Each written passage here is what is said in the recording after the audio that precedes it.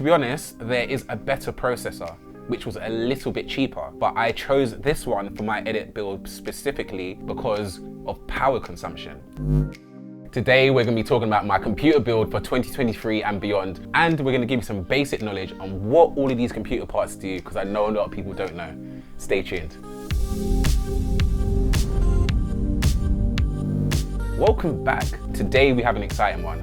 A lot of people don't know this, but I know a lot of things about computers, and this is the kit that I have set out for my 2023 and beyond computer build. This build is geared towards primarily video editing, but we also want to be able to do a little bit of gaming. So these are my latest toys. So first of all, we're going to start off with what each of these things do. This right here is called your motherboards. If you think about a human body, this is your skeleton. This is where all your peripherals will get plugged in, your hard drives, your graphics cards. For this particular build with my editing computer, I've gone with the X670P. I don't know what these names are. I just know there's different motherboards for different purposes. I needed a particularly big one because my computer has at least 6 hard drives. I need to be able to plug lots of things in, so this one's good. You can get smaller ones depending on what your build is. Also, it allows me to plug in some M2 hard drives, which are another hard drive, but it's a very decent thing. So this is the skeleton, or this is the heart of this build. Moving on to here, we have the power supply, which is the Corsair, not sure if I'm saying that right, RM1000X, which is a 1000 watt power supply. Not saying it's gonna draw 1000 watts. And if you think about this in the human body, I would say your power supply is your heartbeat. So without the power supply, nothing's gonna work. So the reason I have gone for this power supply is because my actual computer is large. Because obviously some of my stuff are missing. I'm not gonna be replacing everything on my computer, just some components. But for my new build, I need power. Part of the reason why I need power is because my graphics card is very power hungry, and this thing here is also very power hungry, but we'll get into that. It allows you to have all the things you need. Like I said, I've got many hard drives, a lot of RAM that I need to run, fans, and all this other stuff. But what you want to do when you have a PC build is not give your computer enough power, because one, I believe you can break it if you don't have enough power, and two, if things start ramping up, I believe you can have a fire. What? Don't quote me. Don't quote me. This is what I believe.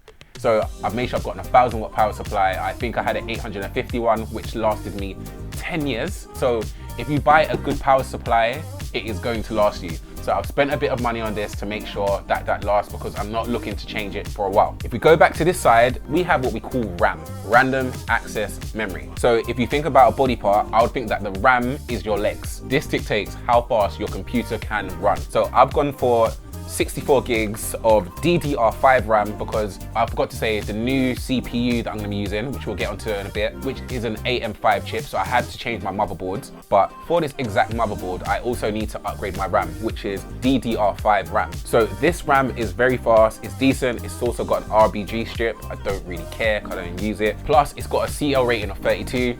I don't know what it means, but I believe the lower the CL rating, the faster the RAM is. So because of what I do and video editing, I need speed. I might actually even try and get another 64 gigs to bring it up to 128 gigs. But if you are editing, RAM is going to be your best friend. So pick up a decent set of RAM. It was recommended to me, plus it has an AMD logo in it, which means it's gonna work with this. So if we move back over to the left side now, we have the M2 hard drive. So think of this as your brain. Everything you need to remember will go in here.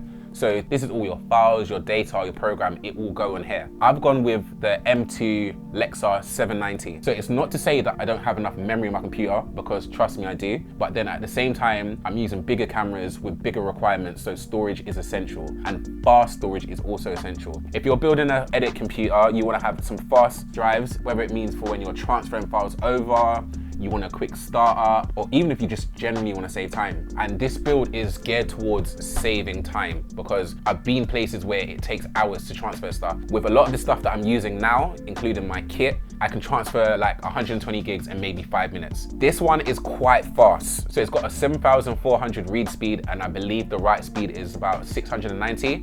So it's not my fastest M2 hard drive, but this will become more of a backup drive to just speed up everything. And like I said, the price has dropped. This is a 4 terabyte version, and I believe I have 2 1 terabyte versions, and this was cheaper than both of them when I bought them at the time.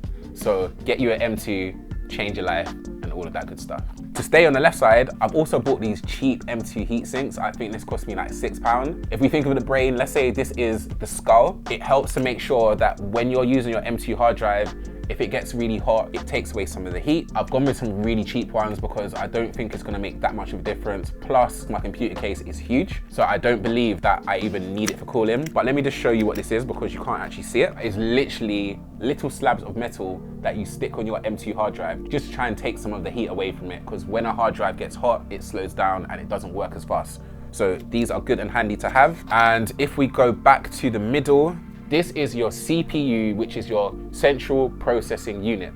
So let's say if this was your left side of your brain, this is your right side of your brain. This is the part that's doing all the calculations, all of the heavy lifting, all the thinking, all the processing. So when you're doing a video edit, this is heavily gonna dictate a lot of speed and what's gonna happen. So I have chosen the AMD 750X 3D. So to be honest, there is a better processor, which was a little bit cheaper, but I chose this one for my edit build specifically because of power consumption. So I'm not someone who's trying to be like, save the world and blah, blah, blah, but we are in a cost of living crisis. But the other CPU, its power draw was very hungry.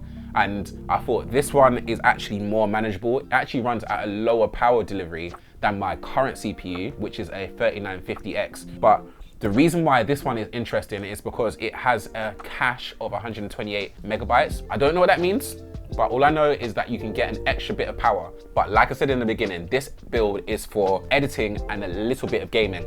So that cache actually helps to run games a bit faster. But like I said, the two reasons why I got this is because one, it's less power hungry, but at the same time, the performance compared to the 750X is not that much of a difference. And I use my computer for obviously video editing, exporting and stuff, and I didn't mind taking a little hit on speed to get a little bit less power draw. And it really kind of depends on what you want to achieve. But this processor is great. Obviously, I haven't used it yet, but at the same time, I know that this is going to be an amazing build. It's going to help me do what I need to do. It's one of the latest processors. Like, you need a good brain. Not saying you have to spend as much on this, but for me, I've noticed that as the cameras are getting more hungry, we have 4K, we have 10-bit, you need something that's good. And I didn't want to go the Mac route, so I thought, let me just upgrade my computer. So things that we haven't spoke about that I also have in my computer for this build. I'm keeping my RTX 3090. That GPU does amazing. When I say GPU, when you think of the skeleton, think of your eyes. So that dictates what can be shown on the screen, and also it helps for what I'm doing already. Once I upgraded to the 3090, I noticed that my speeds of work got faster anyway. And I believe because of this CPU, even if I was to upgrade my GPU, it's still gonna be bottlenecked because of this. So I'm not gonna upgrade my GPU for a while because I don't feel like I need it. But just to go over some other things in the computer build that I haven't mentioned, we have the fans in the computer, which we could say is your respiratory system, which deals with heat management. So that's your fans blowing air, keeping everything cool. I have something called an AIO, which is basically water cooling. So the water cooler is to help keep this cool. This runs at maybe, I think 90 degrees or something around there, which is hot. The water cooler is gonna make sure that it stays cool and able to work, because with a lot of computer kit, if the kit gets too hot, it will start to bring down performance, and we don't want that. But my water cooler, had it for 10 years, like touch wood, it's still working fine, so I have no reason to upgrade that at all. And last but not least, how can I forget the case? The case of your computer, let's say, is your skin. That's what holds everything together. But other than that, that is my computer build for 2023. So let's recap. We have the skeleton, where you plug everything into. We have the heart that pumps everything. So if we haven't got a heart, we're dying. Then we have the legs, which dictates how fast your computer can run. The more RAM and the better quality RAM you have, the faster your computer can work. We have the M2 hard drive, which is not essential because you can get SSDs and other things, but this is your left side of your brain. So this holds your memories and all of your programs. We've got the heatsink for the M2, which we were saying is the skull, to make sure that it's protected and doesn't get too hot. And then we have the pièce de résistance, the right side of your brain, your CPU. So yeah, if you've never built a computer before, very interesting, look it up online because I'm not gonna tell you how to do it, but I'm gonna build this computer today, see how it goes.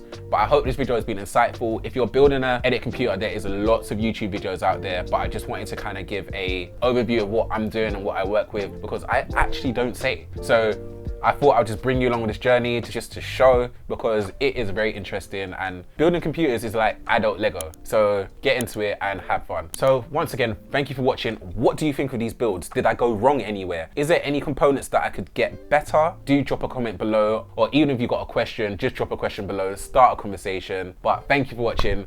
Once again, my name is Aaron Sinclair. This is the Media Moguls, and I'll catch you in the next one.